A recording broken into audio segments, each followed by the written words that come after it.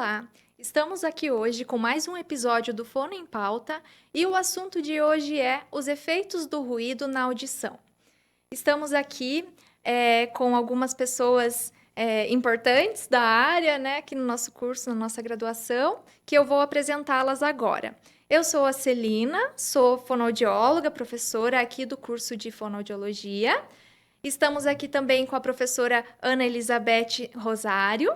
Bem-vinda, professora Ana. Obrigada. Com a professora Aline Tomiasi, que é a coordenadora do curso de fonoaudiologia. Bem-vinda, professora Aline. Obrigada, Celina. E também com a Maria Luísa Berlins, que é acadêmica do 5º período do curso de fonoaudiologia.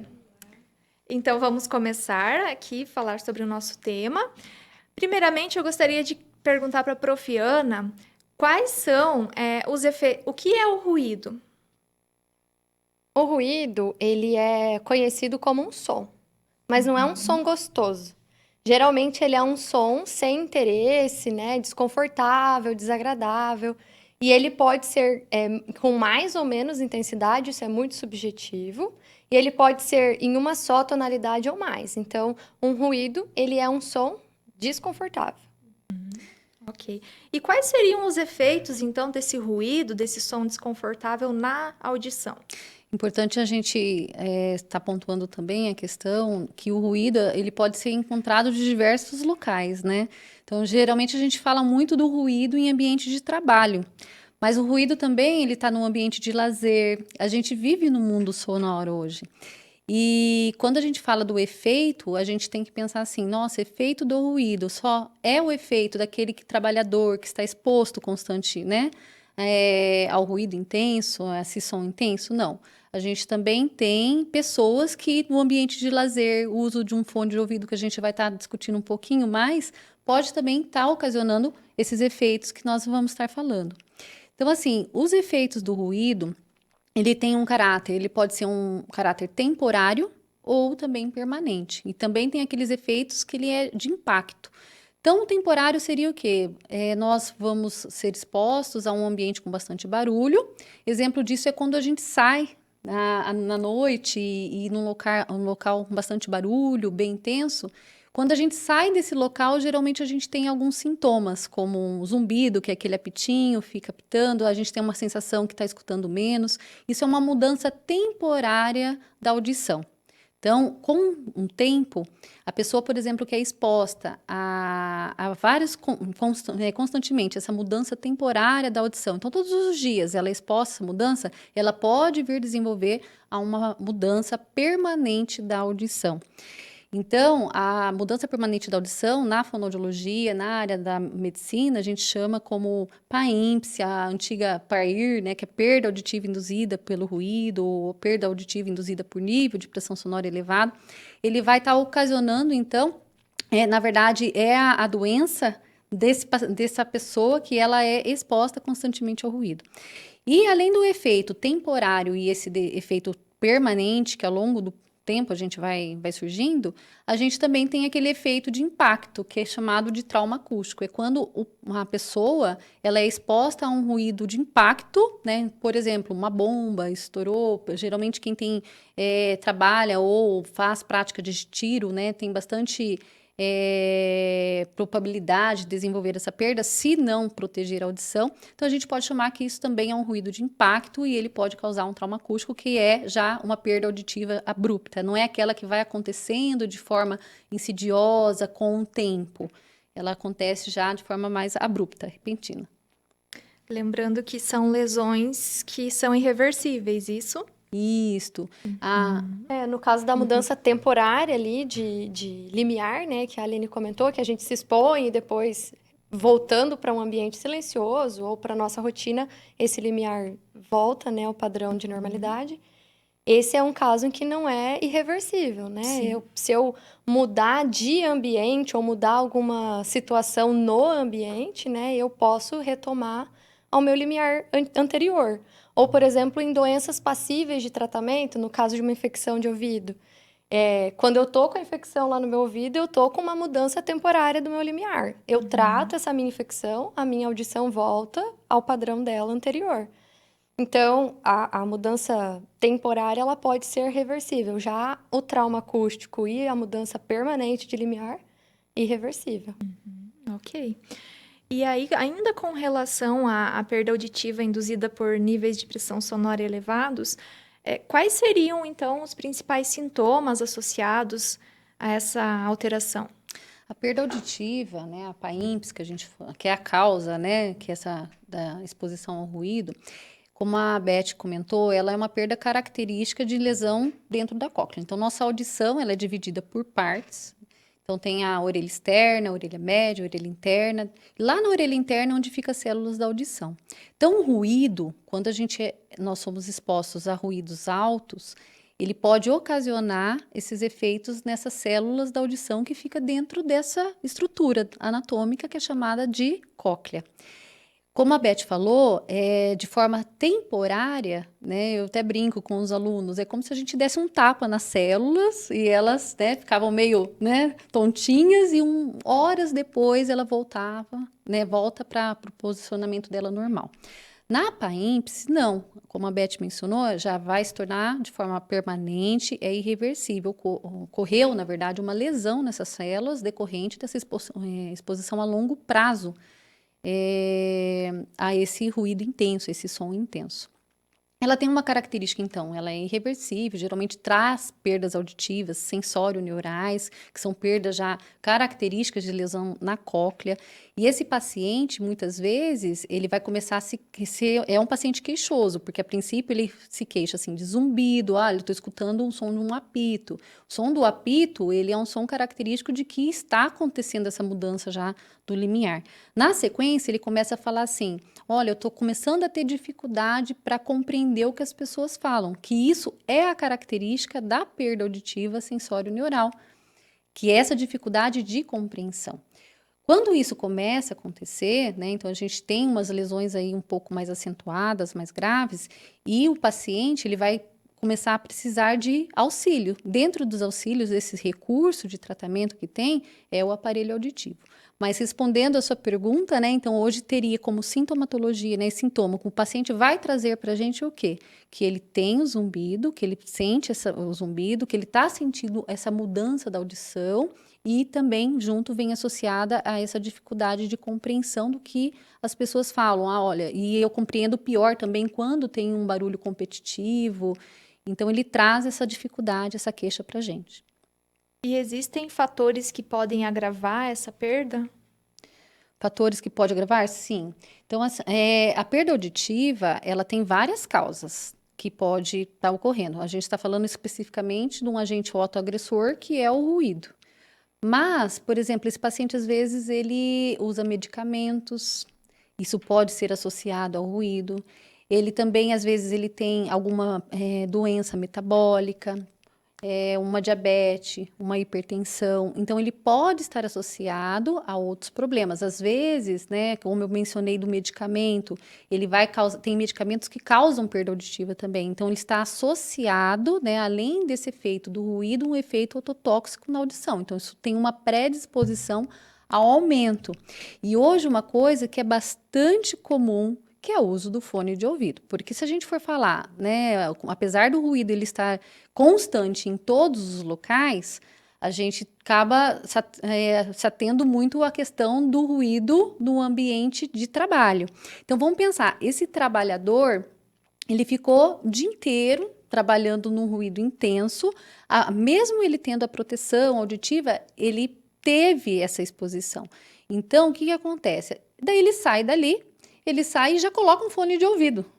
E o fone de ouvido, geralmente a gente escuta música, e a música nunca vai ser num som baixinho, né? A gente sempre vai colocar a música num som muito alto, porque a música ela é prazerosa de forma, né, numa intensidade, né, mais elevada. E daí o que acontece? Ele era para estar fazendo o ao contrário, né? Um comportamento diferente, comportamento de repouso auditivo e não mais estímulo. Então, se pensar nesse trabalhador que foi exposto o dia inteiro ao ruído, que na sequência ele fez uso de fone de ouvido, então isso daí ajuda, se soma aí para aumento dessa perda, fora tudo aquilo que a gente já conversou. Então, dessa forma, nós podemos falar que não são só os trabalhadores que podem ter a perda induzida por níveis de pressão sonora. Isso, uma pessoa que não se exponha de maneira ocupacional, mas que faça esse uso constante do fone de ouvido em níveis elevados, também pode apresentar essa alteração. Eu sou acadêmica do curso, né? E tenho também essa experiência na indústria e trabalho diretamente com o ruído, né? Estou em contato com o ruído todos os dias, já vai fazer 5 anos. Então, eu vejo a importância, né, da gente cuidar. Eu acho que ter vindo para a fonoaudiologia foi muito também para entender, né, como que é a vivência, como que transmite essa parte de segurança mesmo para os colaboradores, porque o colaborador ele precisa entender a importância de fazer a utilização correta, né, de todos os EPIs, qual que é o papel desse colaborador e qual que é o papel dessa indústria, né, desse local de trabalho. Então, eu acho essencial a gente pensar nos planos de conservação auditiva, bem estruturados, fazer o mapeamento de ruído dentro dos locais, né? Quais são os locais onde vai ter o maior decibéis, qual vai ser a carga horária que esse trabalhador vai poder estar exposto a esse ruído, né? Quantas horas de trabalho essa pessoa vai poder ficar ali, né? E essa questão que a professora Aline estava falando sobre esse repouso auditivo. Mas quando a gente está falando do trabalhador industrial, a gente está falando de criar uma cultura, né? E a gente está conversando sobre realmente mudar a realidade deles, mas para fazer eles entenderem a importância disso. A perda auditiva induzida por ruído, ela pode ser reversível, mas quando ela é constante, quando não tem essa utilização correta e uma fiscalização ativa, esse trabalhador ele vai sofrer as consequências quando ele estiver mais idoso, né? Então, a gente tem que pensar como que vai ser a saúde auditiva desse trabalhador ao longo dos anos, né? Então, eu acho que é importante. Eu acho que nós trouxemos até algumas fotos que faz assim o exemplo, né, da exposição do ruído intenso. Acho que também tem uma outra que é muito ligada, né, à questão ocupacional. Mas se a gente for parar para pensar, por exemplo, o uso do secador de cabelo, o ruído do trânsito, quando a gente está com a televisão ligada, o outro morador da nossa casa está com um vídeo no WhatsApp ligado e a gente está tentando conversar com outra pessoa, tudo isso é ruído que interfere na nossa audição, que interfere na nossa comunicação, que são alterações não auditivas, que a gente chama, que também são ocasionadas pelo ruído. Dificuldade na comunicação, cansaço, estresse, nervosismo, pode até ocasionar acidente, essa dificuldade, né, de comunicação no ambiente. Então, fugindo do ocupacional, a gente tem várias situações no nosso dia a dia que, se a gente não se atentar ao ruído, a gente pode estar sendo exposto sem perceber. Sofrendo as consequências disso sem saber a origem do mal. Existem estudos já mostrando esses efeitos no corpo mesmo, né? Até elevação da pressão arterial, níveis de estresse. Então, eu acho muito interessante deixar isso bem claro, né, para as pessoas, para quem está ouvindo, o quanto o ruído vai além da audição, né? Esse efeito nocivo, ele pode ser na saúde como um todo. A exemplo disso, né, como a campanha que é realizada pelo INADI, que é o Dia de Conscientização, né, sobre o ruído. Ali no cartaz ele mostra, né, desse ano foi o ruído no trabalho, né?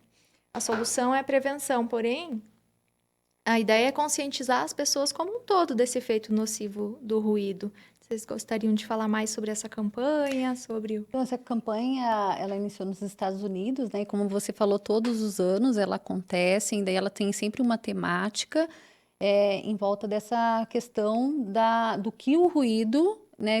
Exposição ao ruído pode ocasionar na audição.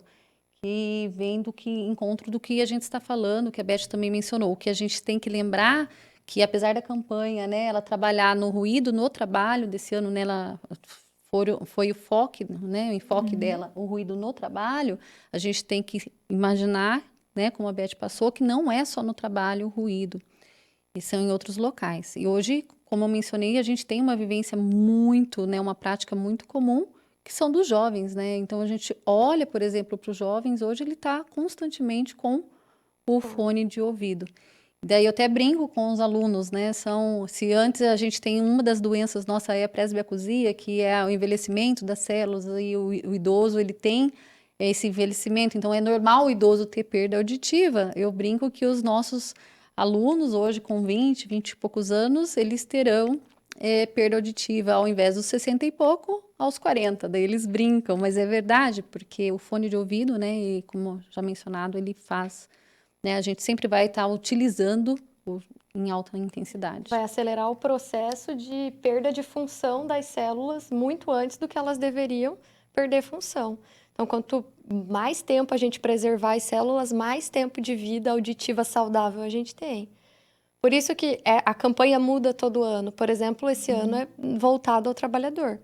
Mas se toda pessoa se conscientizasse que anualmente fizesse uma audiometria para ver como é que está a audição e acompanhando anualmente esse exame, ela veria em determinada etapa da vida onde está acontecendo a perda, onde está acontecendo o rebaixamento de alguma frequência, enfim, para talvez tentar mudar padrão da sua rotina, do seu trabalho, né? Porque, por exemplo, tem atividades laborais que não tem como obrigatoriedade a execução de uma audiometria, né?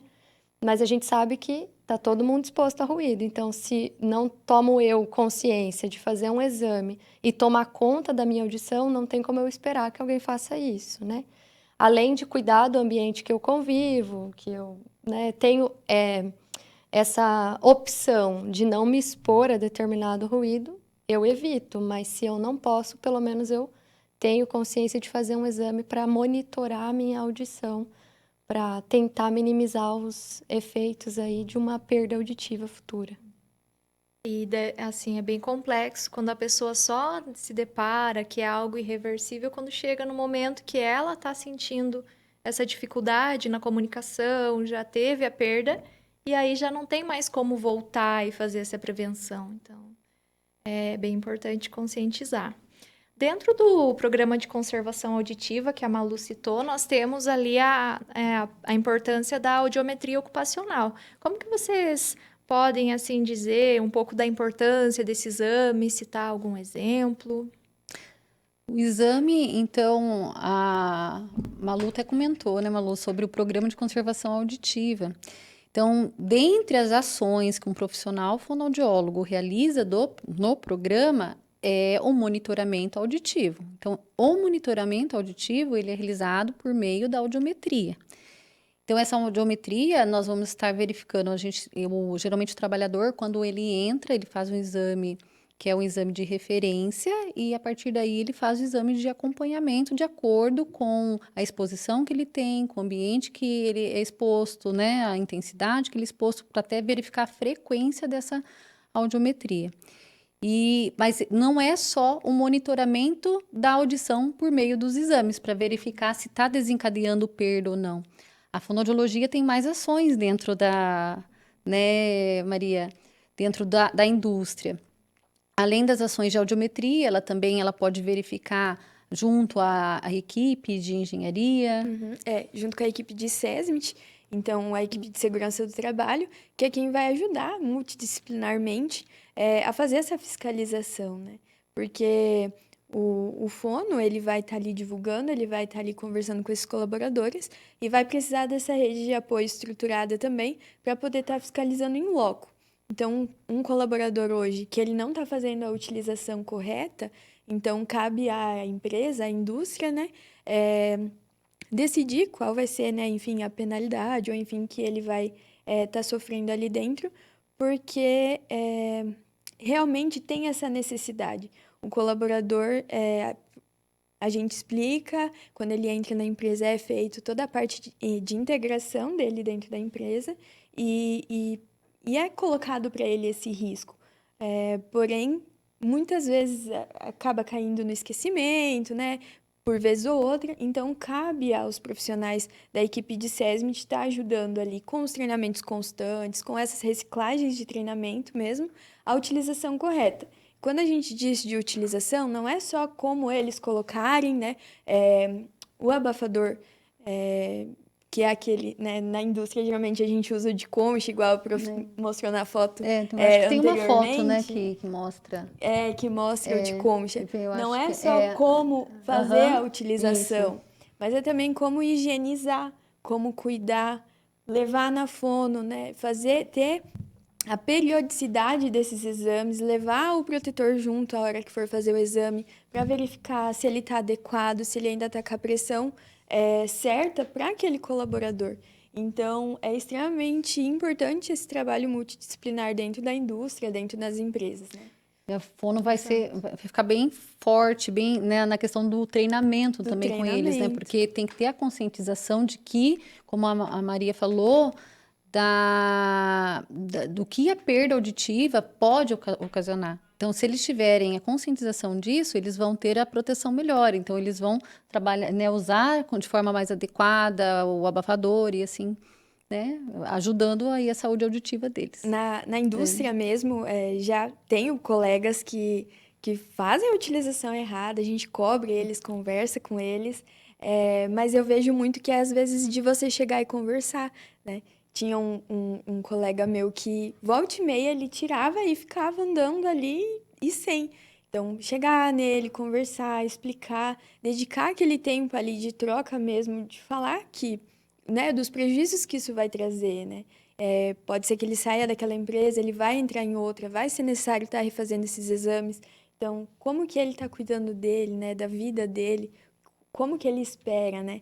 E teve até uma ação uma vez da nossa fono lá na indústria, que ela estava falando como seria a gente ir num show se a gente não escutasse, né? E de fato, para tentar conscientizar nesse sentido, né? Como é importante a audição na nossa vida, né? E às vezes a gente esquece, a gente para para pensar nisso. Mas trazendo isso em tona, acho que cada vez mais a gente vai conscientizando as pessoas. E o exame padrão ouro, tanto no diagnóstico de uma perda auditiva, quanto no ambiente ocupacional, é a audiometria, né? Então, dentro das empresas, o exame selecionado para verificação de perdas auditivas ou limiares normais é a audiometria. E, se necessário, esse funcionário, esse colaborador, ele vai ser encaminhado para um médico especialista e para a solicitação de exames complementares aí para fechar um diagnóstico, se é realmente uma perda induzida ali pelo ruído ocupacional ou se foi alguma questão extra-laboral e laboral, enfim, remanejar o paciente de setor, de função, ou se no setor que ele trabalha vai ser feita uma proteção no equipamento que ele trabalha, né, que é chamado enclausuramento do equipamento, ou uma barreira onde o funcionário fique longe desse equipamento, é reforçado o uso do equipamento de proteção individual. Então, é através da audiometria que tudo começa, mas não é ali que para. Além dos encaminhamentos, existe toda uma equipe aí, como a Malu comentou, né, o Serviço de Segurança e Medicina do Trabalho.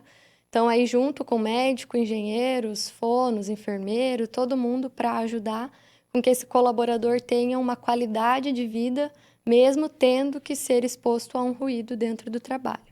Prevenindo assim os agravos, evitando que seja necessário mais tarde, por exemplo, uma reabilitação.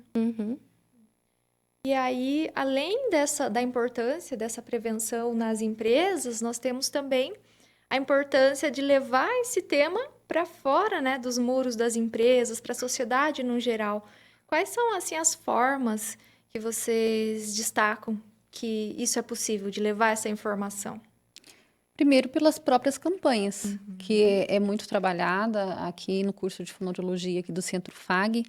A gente vem trabalhando bastante com a questão da triagem. Nessas triagens, a população, a gente acaba fazendo as orientações à população com relação à exposição, como minimizar essa exposição, como a Beth falou, se não é possível, né, você precisa estar exposto, então a importância de como vai se prevenir, né, isso daí, a questão da perda. E, além disso, a conscientização com a importância do repouso acústico e também de fatores que podem aí associar e aumentar, né, essa questão da perda auditiva ou possibilidade da perda, porque isso vai depender de cada indivíduo. Tem indivíduos que às vezes vai estar exposto e vai estar exposto a vários outros agentes autoagressores e não vai causar perda. E tem pacientes, né, tem indivíduos que não, que eles, além de ter uma suscetibilidade maior em desenvolver a perda por causa da exposição, independente se é uma exposição ao ruído ocupacional ou ruído do lazer, né? Os efeitos associados às outras questões, então, pode desencadear de forma mais precoce uma perda auditiva. Então, a gente acaba orientando não só a questão dessa exposição ao ruído e da importância do repouso auditivo, né, para quem quer exposto ao ruído, mas também a gente acaba orientando sobre as questões de medicamento, né, e outras questões que podem aí estar afetando a audição. Visando a promoção da saúde, né? Isso, é a forma que a gente mais consegue atingir a população, é contando para ela o que pode acontecer e o que não deve fazer, né? Exato. E eu vejo, assim, uma população que cada vez mais está sendo exposta ao ruído, cresce muito o número de crianças que faz uso do fone. É uma coisa que antes a gente, né, não via isso, e agora cada vez mais os relatos, até o relato dos pais mesmo, quando você faz uma orientação, né, sobre o fone de ouvido, sobre o ruído. Não sei se na prática vocês têm visto isso também, mas eu tenho ouvido muitos relatos de famílias, assim, de criança que faz uso do fone de ouvido. Então, é uma exposição muito, muito precoce de todo esse sistema auditivo a níveis de pressão sonora que já não são adequados, né? Na verdade, assim, também a educação, ela não visa só a questão por meio, né? A campanha é uma forma mais rápida de a gente conseguir atingir. Mais trabalhos, eles podem ser desenvolvidos e são desenvolvidos realmente, né, geralmente por fonoaudiólogos que trabalham na educação. Esse trabalho da fonoaudiologia educacional, ela pode estar atuando diretamente, porque até o ambiente escolar, ele é um ambiente ruidoso. Então, por Bastante. formas lúdica, a criança, mesmo quando ela é novinha, ela está lá na educação infantil, isso já pode vir sendo abordado por meio de teatro, músicas, por fantoches, né? Eles podem criar. Então, existem várias formas que podemos trabalhar essa temática e com crianças também muito novinhas, da prática da fonoaudiologia educacional. Outra forma também de conscientizar e fazer essa divulgação, eu acredito que seja pela nossa própria página também, pelo Instagram do curso, né? Onde também é possível encontrar vários posts relacionados ao tema.